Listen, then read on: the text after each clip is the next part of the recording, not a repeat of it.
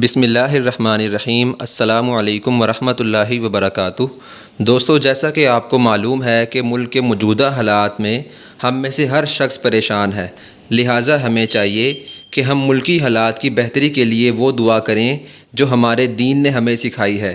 وہ دعا یہ ہے: اللہم ضع فی ارضنا برکتہا وزینتہا وسکنہا ولا تحرمنی برکت ما اعطیتنی ولا تفتنی فیما حرمتنی۔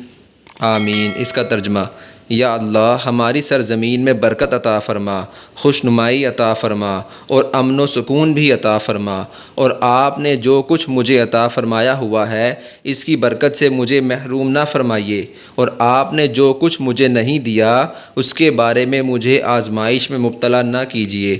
آمین۔ المعجم الاوسط طبرانی سے ماخوذ ہے۔ اس دعا کو کثرت سے مانگیں، انشاء اللہ تعالی ملک کے حالات بہتر ہو جائیں گے۔ جزاک اللہ خیرہ۔